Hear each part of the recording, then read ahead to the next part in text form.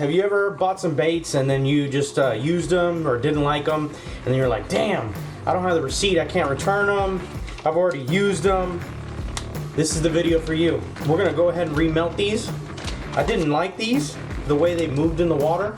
I'm nothing against chase baits. They're more of like a, I don't know, like a saltwater bait is what I felt like. But I bought them and I'm like, well, I gotta do something with them. So I was like, why don't we cut them up, remelt them, using my ripper. I think it's a 3-inch ripper mold. So we're gonna go ahead and cut them up using our scissors, and we're gonna get them melted down and injected into this mold. It's gonna be a brand new bait. So this is how you can reuse baits when either you buy the wrong bait like me and didn't like them, or if you just didn't like them, or if they get damaged and whatnot, and you can cut them up, remelt them, make something new out of them. So we don't know what color they're gonna be. I'll probably add some plastic to it just to give it a little bit more. We'll see how much plastic this gives us out of these 2 packs. And this is the Lime Tiger shad, I believe, and then this is the flaccid shad, milk flash on this one. So we're gonna cut these up and see what we can get. Okay, there's a couple things you're gonna need. You're gonna need your temp gun so you know how hot the plastisol got. You're gonna need your mold, obviously. You're gonna need a clamp. You're gonna need your baits that you're gonna cut up, some scissors, your Pyrex cup with something to stir it, a microwave, obviously, and then to heat up your plastic, and then your injector. Doesn't have to be a big injector, it can be any type of injector.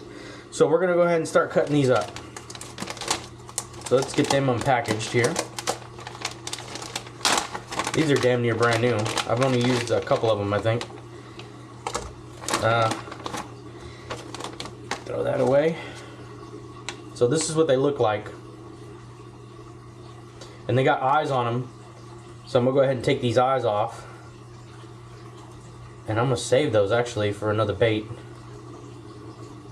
I can glue these to another bait, so I'm gonna go put them to the side there. So let me go ahead and get all these cleaned up and get them ready to be cut into pieces. Alright, so all the eyes are out. Alright, so what we're going to do is we're going to take our Pyrex here and we're going to start cutting these up into small pieces. The reason we cut them up into small pieces is so it's easier to melt. You want it to be as easy to melt as possible, so that way it doesn't burn when one side of it doesn't burn. You want it to melt evenly. You don't want it to burn, because if you heat up plastisol too hot, it will burn and it'll turn brown, especially on these light colors, white and stuff like that. It'll burn, it'll turn yellow, and you definitely don't want that, especially if you're trying to make a white bait. I don't know what color this is going to be.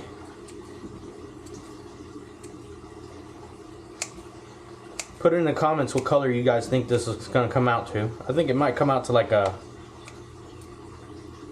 I don't know, like a light chartreuse tan or something. I think that might be what it comes out as. So we're just cutting them up. I mean, these were cool baits, man, but I just didn't like the way they swam in the water column. I never haven't had enough confidence to use them, and I know the ripper ones that I make, I definitely use all the time.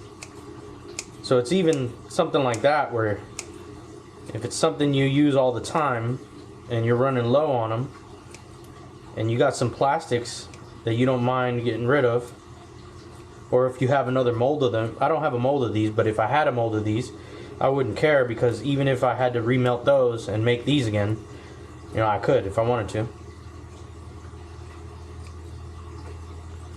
But with these, I'm good with sacrificing these to make something else. Now that we have all these cut up, we are going to go ahead and melt them. So I'm going to go ahead and melt them off camera, and I'll bring them back when they're melted. One thing I forgot to tell you guys, when you're remelting other plastics that have already been made, you want to use some type of heat stabilizer, so that way you don't burn them, especially on these light colors. So it says on here 1/4 teaspoon per cup of plastic. So you don't have to add a whole lot. I don't have a measuring cup or nothing, so I'm just gonna kind of just give it a little bit, and that should be enough. All right, while that's melting, we're gonna go ahead and get our mold ready. So we open our mold, inspect it, make sure there's nothing inside of it, make sure it's not dirty.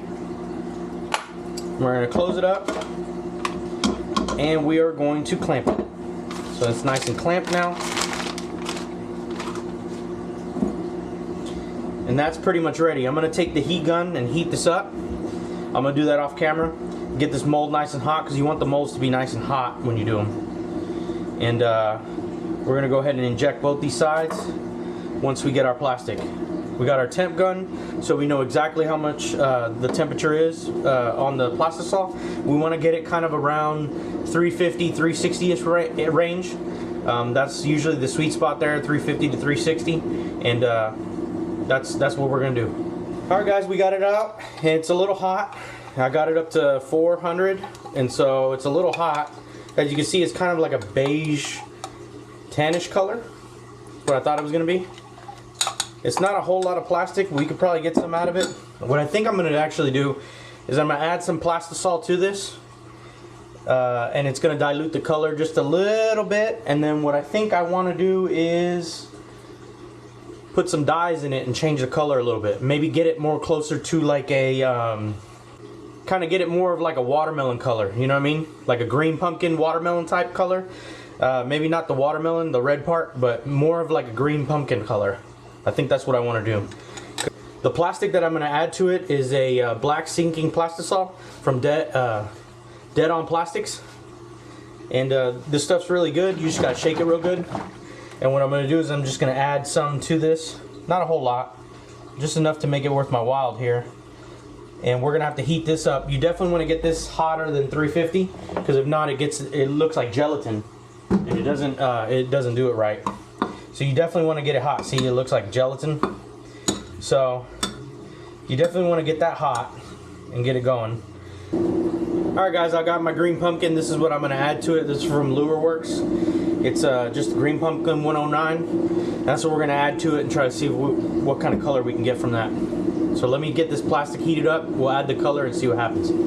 Alright guys, we're going to add some of these. I don't know how many drops. So let's go ahead and add 10 and see what we can come up with.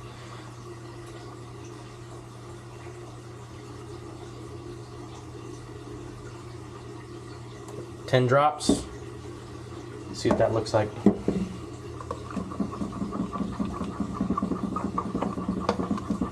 It's quite a bit darker. Yeah, there you go. Look at that. That's more like it. See what I mean? That was just 10 drops. That's a lot better.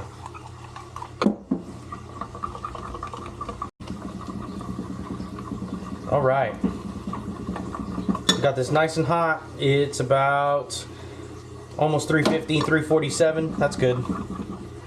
Let's get to injecting. Can't wait to see what this looks like.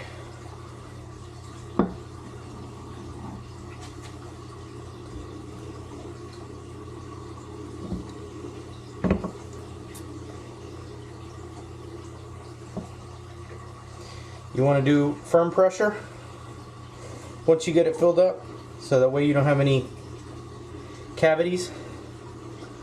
You want to kind of hold it and push it down, and then sometimes you get a little bit of where it sucks in. You just add a little bit more to the top, kind of top it off. And but we're gonna let this cool down because it's hot, and we're gonna come back and see the results. Stay tuned. Alright guys, this is about dry, so we're going to go ahead and check them out. Go ahead and peel the sprues off. These can be remelted, as you guys know.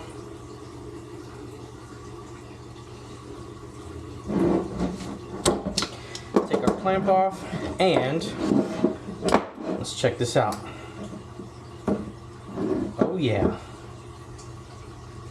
It came out pretty good. Look at that.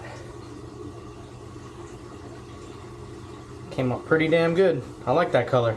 It's kind of like a light green pumpkin with some gold flake, and it's got a couple little black flakes in it too. Yeah. Yeah, it's pretty good. Not bad. Of course, I can't reproduce this color because I don't have a formula. Most of my colors I have a formula, and I write it down so that way I have it. But since this was kind of, well, I mean, I kind of got a formula. I can get one of each pack, cut them up, and put a little bit of plastic in and put 10 drops of that, and I'm good. But it's not a consistent formula that you'll have a consistent color every time. So it's not something I'd probably sell, but these are good to use. I'd use these. So I'd use these more than I'd use what we started with. So I definitely use these more than what we started with. So basically, guys, that's it. That's how we do it. If you like bait making and you like fishing, subscribe to my OnlyFins.